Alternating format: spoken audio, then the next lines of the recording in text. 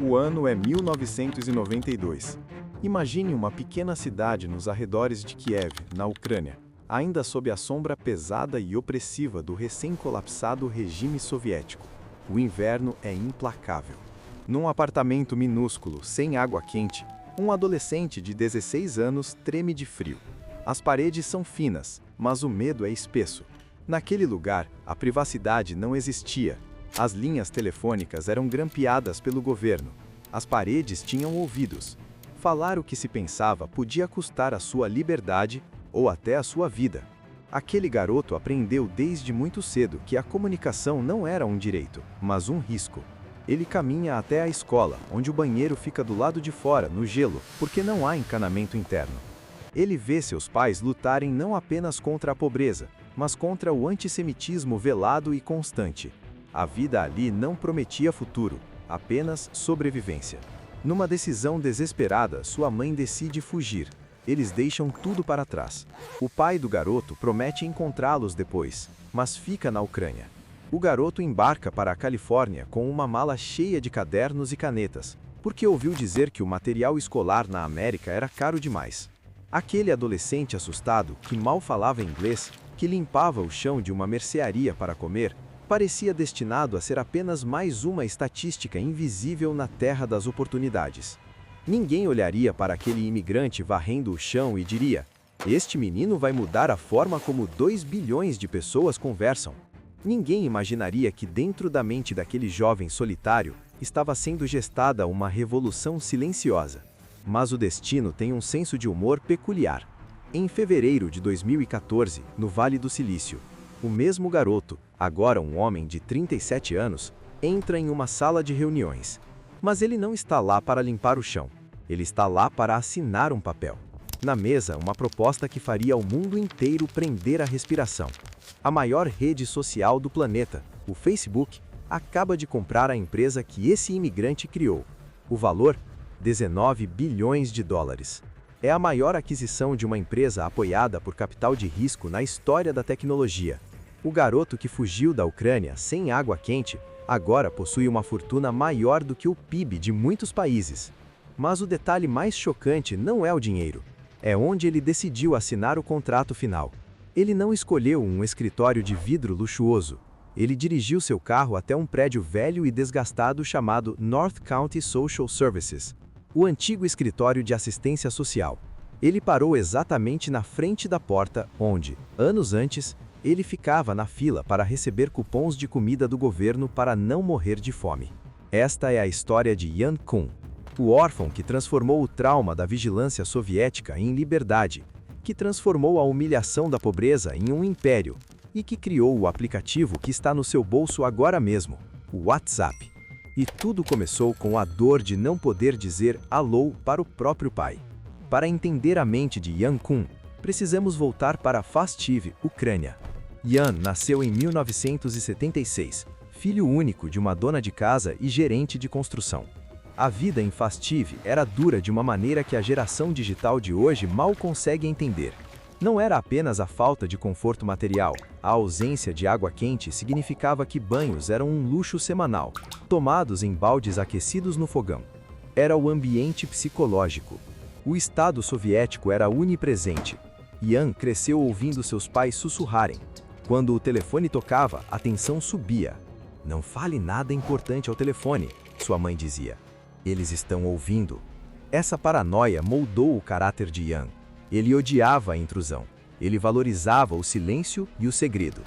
Quando o bloco soviético começou a ruir, a instabilidade política e o aumento do antissemitismo tornaram a permanência insustentável. Em 1992, Yan e sua mãe emigraram para Mountain View, Califórnia. Mas a América dourada que viam nos filmes não foi o que encontraram. Eles receberam um pequeno apartamento subsidiado pelo governo.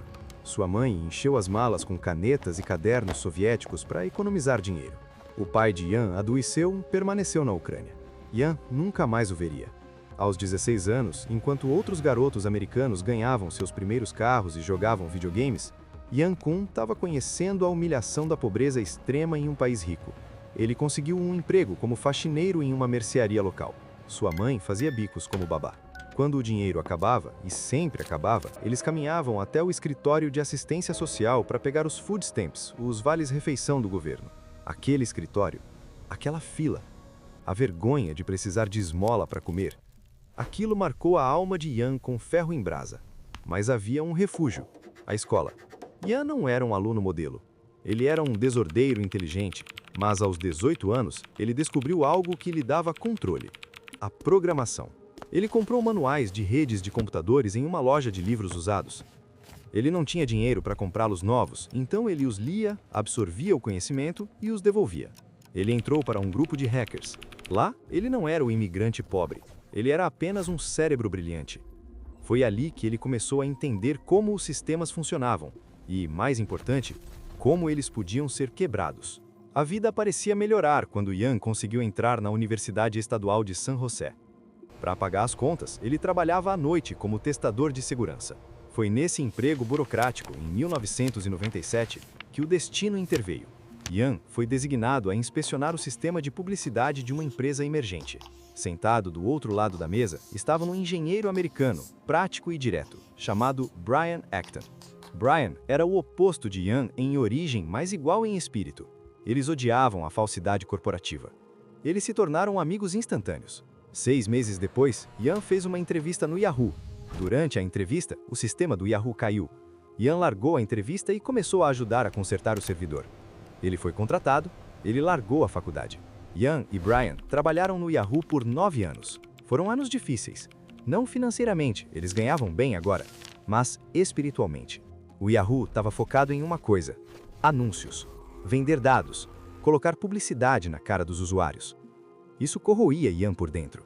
Lembrava a vigilância soviética. Por que precisamos saber tudo sobre todos apenas para vender um produto? Ele pensava. Mas enquanto sua carreira se estabilizava, sua vida pessoal desmoronava. Primeiro veio a notícia da Ucrânia. Seu pai havia falecido.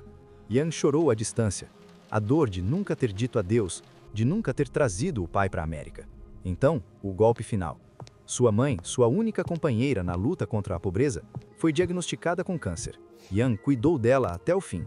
Quando ela morreu, em 2000, o jovem Ian Kun se viu completamente sozinho no mundo. Sem pai, sem mãe, sem irmãos, em um país estrangeiro. A única coisa que lhe restava era a amizade de Brian Acton e um cansaço profundo da vida corporativa. Em 2007, fartos do mundo da publicidade, Ian e Brian pediram demissão do Yahoo. Eles tiraram um ano sabático para viajar pela América do Sul, tentando esquecer o mundo da tecnologia. Quando voltaram, em 2009, a crise econômica mundial estava no auge. Eles precisavam de emprego. E aqui começa a sequência de fracassos que, ironicamente, salvaria o mundo. Ian e Brian, 2 engenheiros de elite do Yahoo, mandaram currículo para trabalhar no Facebook. A resposta? Não. Eles mandaram para o Twitter. A resposta? Não. Imagine isso. Brian Acton postou no Twitter na época: "O Facebook me rejeitou. Foi uma ótima oportunidade de me conectar com pessoas fantásticas. Ansioso pela próxima aventura." Eles foram rejeitados pelas mesmas empresas que anos depois implorariam por sua tecnologia. Naquele momento, porém, eles eram apenas 2 desempregados de meia idade, vendo suas economias diminuírem. Janeiro de 2009. Ian Kun compra um iPhone. Ao segurar aquele aparelho, ele não viu apenas um telefone, ele viu a App Store. Ele percebeu imediatamente que aquilo mudaria tudo. Ele viu um futuro onde cada pessoa teria um computador no bolso.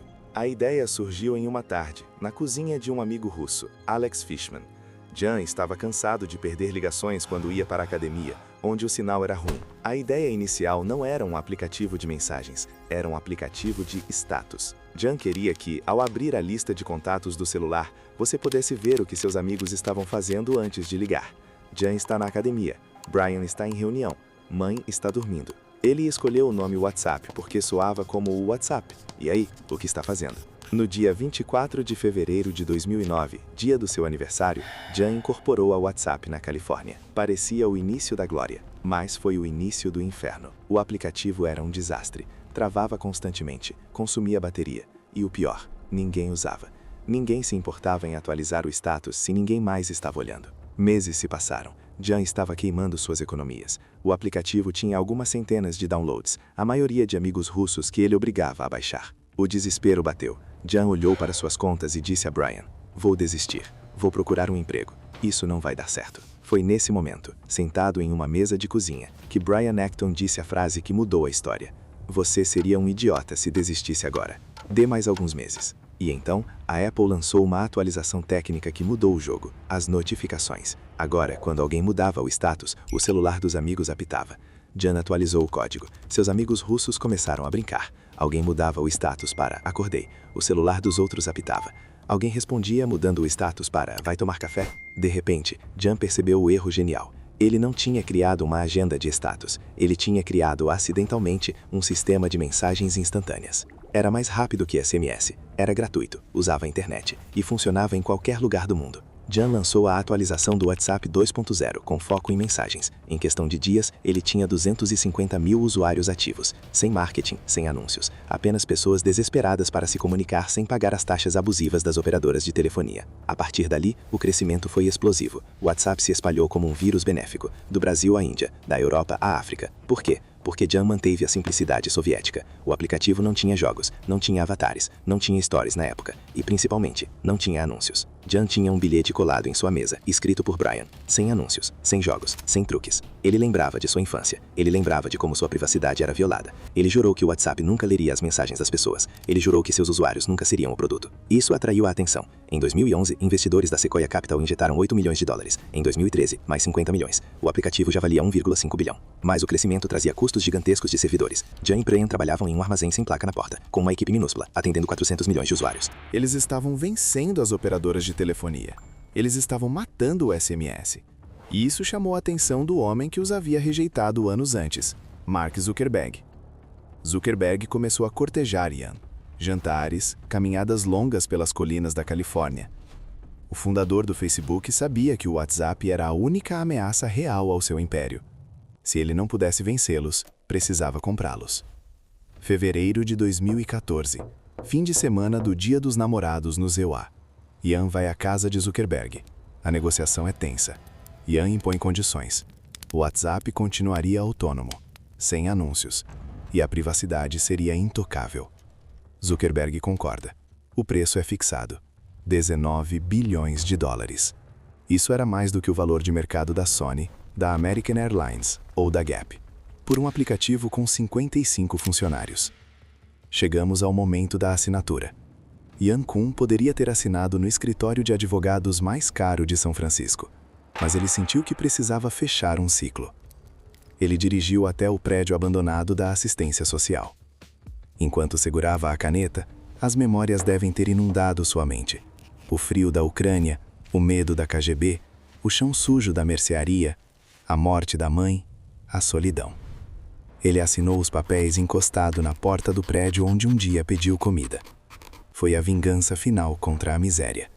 Foi a prova de que o sonho americano, por mais difícil e quebrado que fosse, ainda respirava para aqueles com resiliência de aço.